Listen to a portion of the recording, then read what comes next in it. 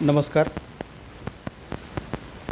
क्रांतीसूर्य महात्मा ज्योतिबा फुले यांच्या स्मृतीप्रित्यर्थ एक पोस्टर्स लॉन्च करण्यासाठी अकोल्यामध्ये अभिता फिल्मचे निर्माता श्री सुनील शेळके सर आणि समता फिल्मचे निर्माता राहुल वानकडे सर आज अकोल्यात आलेले आहेत. तर त्यांच्याशी आपण या संदर्भात चर्चा करूयात. सत्यशोधक चित्रपटाची खूप चर्चा सुरू आहे, तर त्या संदर्भात आमच्या दर्शकांना सांगा ना. सर्वप्रथम आज राष्ट्रपिता ज्योतिबा फुले यांचा स्मृतिदिन आहे. त्यानिमित्त त्यांना सर्वप्रथम मी विनम्र अभिवादन करतो. समता फिल्म्स आणि अभिता फिल्म्स प्रोडक्शन यांच्या माध्यमातून सत्यशोधक हा चित्रपट दिनांक 5 जानेवारी 2024 रोजी संपूर्ण महाराष्ट्रभर हा चित्रपट प्रदर्शित होणार आहे. यामध्ये या चित्रपटाचे लेखक आणि दिग्दर्शक निलेश रावसाहेब जळमकर आहेत. या चित्रपटामागची जी संकल्पना आहे ती राहुल तायडे सर आणि वैशाल वाऊर सर यांची आहे. तर या चित्रपटाचे जे आमची निर्मात्यांची टीम आहे त्यामध्ये प्रवीण तायडे सर आहेत, आप्पा बोराटे आहेत, भीमराव पट्टेबहादूर आहेत, मी स्वतः आहे आणि विशाल वाऊर वाघ आहेत आणि त्याचबरोबर राहुल वानखेडे सर आणि इतर सर्व निर्माते आहेत. तर साधारणतः राष्ट्रपिता ज्योतिबा फुले यांच्या जीवनकार्यावर आधारित असलेला हा चित्रपट आहे, ज्यामध्ये राष्ट्रपिता ज्योतिबा फुले आणि सावित्रीमाई फुले यांचा जीवन संघर्ष आपण या पडद्यावर दाखवण्याचा प्रयत्न करणार आहोत. बरेचदा आपण पाहतो की व्यावसायिक चित्रपटाकडे शक्यतोवर वळल्या जातात, परंतु आपण हा सामाजिक चित्रपट घेतलेला आहे, त्यामागची पार्श्वभूमी. यामध्ये आमची जी निर्मात्याची टीम आहे या सगळ्यांना राष्ट्रपिता ज्योतिबा फुले, राजेश शाहू महाराज आणि डॉक्टर बाबासाहेब आंबेडकर यासह सर्वच महामानवाची प्रेरणा लाभलेली आहे. मुळात आपण जर बघतो की राष्ट्रपिता ज्योतिबा फुले यांचा जीवन संघर्ष तसा पाहिला तर पडद्यावर अद्याप आलेला नाही. साधारणतः एक प्रकयात्रे यांनी यापूर्वी महात्मा फुले यांच्या जीवनावर चित्रपट काढलेला होता आणि त्याचं क्लॅपिंग स्वतः डॉक्टर बाबासाहेब आंबेडकरांनी केलं होतं. परंतु त्यानंतर इतका महत्त्वाचा विषय असताना की राष्ट्रपिता ज्योतिबा फुल्यांनी आम्हाला शिक्षणाचा अधिकार मिळवून दिला. एवढंच नव्हे तर 1884मध्ये त्यांनी जो भारतीय शिक्षण आयोग, जो विल्सन आयोग म्हणून हंटर आयोग म्हणून ओळखला जातो, त्यापुढे या देशातली सर्वप्रथम आरक्षणाची संकल्पना मांडली. एवढंच नव्हे तर इतर सर्व या देशातील महिलांना, मुलींना शिक्षणाचा अधिकार मिळवून दिला. इतकं मोठं व्यापक कार्य असतानाही आणि याशिवाय सगळ्यात महत्त्वाची बाब मी या ठिकाणी सांगू इच्छितो की आज संपूर्ण जगामध्ये डॉक्टर बाबासाहेब आंबेडकरांना एक प्रेरणास्थान मानलं जातं. यांनी स्वतः डॉक्टर बाबासाहेब आंबेडकरांनी महात्मा फुलेंना गुरु मानलेलं होतं.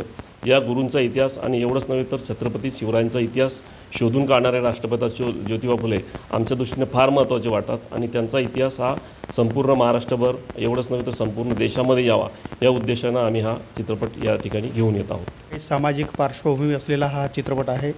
तर जे कलावंत निवडताना आपण काय निकष ठेवले होते?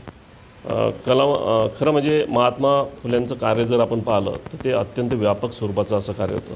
त्यामुळे हे कार्य त्याचबरोबर सावित्रीमाईंचं कार्य जर पडद्यावर मांडायचं झालं तर तेवढाच दमदार अभिनय करणारे अभिनेते आम्हाला आवश्यक होते.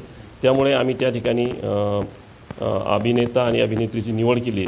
त्यामध्ये राष्ट्रपिता ज्योतिबा फुलेंच्या भूमिकेमध्ये संदीप कुलकर्णी आणि सावित्रीमाईंच्या भूमिकेमध्ये राजश्री देशपांडे या कलाकारांची आम्ही त्या ठिकाणी निवड केलेली होती. हा आपला कितवा चित्रपट आहे? तसा हा चित्रपट माझे जे सहकारी निर्माते यांनी यापूर्वीच पूर्ण केलेला होता. त्यांनी गेल्या 4 वर्षापासून प्रचंड अशी मेहनत या चित्रपटासाठी केलेली होती. तशा दृष्टीनं पूर्ण झालेला हा माझा चित्रपट पहिलाच असेल. परंतु यापूर्वीच मी डॉक्टर बाबासाहेब आंबेडकरांच्या निर्वाण यात्रेचं चित्रीकरण करणारे नामदेव भटकर यांच्या जीवनावर महापरिनिर्वाण हा चित्रपटाचं काम सुरू केलेलं आहे. हा चित्रपट अंतिम टप्प्यात आहे. सत्यशोधक चित्रपट प्रदर्शित झाल्यानंतर काही महिन्यामध्येच तो देखील चित्रपट संपूर्ण प्रेक्षकांसाठी येणार आहे. चित्रपट सृष्टीकडे वळण्याआधी आपण काय करत होता?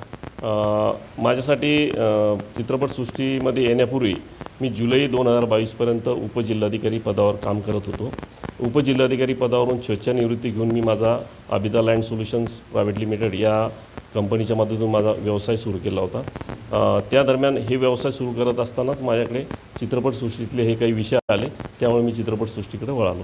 तर हा चित्रपट प्रेक्षकांनी का पाहावा या संदर्भात सांगा. यामध्ये आपण जर अलीकडच्या काळामध्ये बघितलं की एक इंटरनेटचं युग आलं आहे, सर्वत्र जर करमणुकीची साधनं असलेलं बरंचसं सोशल मीडिया असेल किंवा टी व्ही असेल, वेगवेगळी साधनं आले आहेत.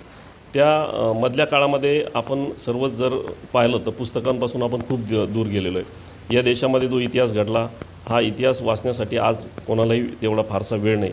त्यामुळं आमचं असं म्हणणं राहील की ज्या मानवांनी आमच्यासाठी शिक्षणाची फार मोठी चळवळ स्वातंत्र्यपूर्व काळामध्ये उभी केलेली होती, ही शिक्षणाची चळवळ जनमानसापर्यंत पोहोचण्यासाठी हा चित्रपट बघितलाच पाहिजे. एवढंच नव्हे, जर आपण विद्यार्थ्यांचा जर विचार केला की विद्यार्थ्यांसाठी हा एका दृष्टीनं संस्कारशील असा हा चित्रपट असणार आहे की मागच्या पिढीनं शिक्षणासाठी काय काय संघर्ष केला, हा संघर्षच आपण या चित्रपटामध्ये उभा केलेला आहे. एवढंच नव्हे तर सर्वसामान्य प्रेक्षकांसाठी असं सांगता येईल की राष्ट्रपिता ज्योतिबा फुले आणि सावित्रीबाई फुले यांचं वैवाहिक सहजीवन हे अत्यंत आदर्श स्वरूपाचं होतं. त्याची ही कहाणी या चित्रपटामध्ये असणार आहे. एक सावित्रीबाई फुले आणि राष्ट्रपिता फुले यांचं जीवन कार्य यांचं जीवन कशा प्रकारचं होतं हे बघण्यासाठी निश्चितच प्रेक्षकांनी या चित्रपटासाठी आलं पाहिजे. नागराज मंजुळे सरांनी सैराट चित्रपट काढला, त्याला भरपूर प्रतिसाद मिळाला होता. तर आपण हा चित्रपट सामाजिक चित्रपट हाती घेतलेला आहे, तर याच्या प्रतिसादाबद्दल तुम्हाला काय वाटतं? खरं म्हणजे सामाजिक विषय घेऊन जेव्हा चित्रपट घेऊन आपण प्रेक्षकांपुढे जातो, तेव्हा प्रेक्षकांसह सगळ्यांनाच या विषयाबद्दल शंका असते की तो डॉक्युमेंटरी स्वरूपाचा चित्रपट बनतो की काय. परंतु आम्हाला पूर्ण विश्वास आहे की या चित्रपटामध्ये उच्च दर्जाचं तंत्रज्ञान आम्ही वापरलेलं आहे. कथा ही पूर्णपणे प्रेक्षकांना खिळवून ठेवणारी असणार आहे. एवढंच नव्हे तर चित्रपट प्रदर्शित होण्यापूर्वीच आम्हाला बेस्ट बायोग्राफिकल फीचर फिल्म म्हणून UK इंग्लंड या ठिकाणी बेस्ट पिक्चरचं अवॉर्ड मिळालेलं आहे. एवढंच नव्हे तर आमचे चित्रपटाचे दिग्दर्शक आहेत यांना सेकंड रनरअपचा जर्मनीचा पुरस्कार या ठिकाणी चित्रपटाला मिळाला आहे. त्यामुळे आम्हाला पूर्ण विश्वास आहे की या चित्रपटाला प्रेक्षक हे प्रचंड असा प्रतिसाद देतील. निश्चितच सर, आपण आमच्या UCNच्या दर्शकासाठी ही मुलाखत दिलीत, त्याबद्दल मी आपले UCN परिवारातर्फे आभार व्यक्त करतो. नमस्कार. धन्यवाद.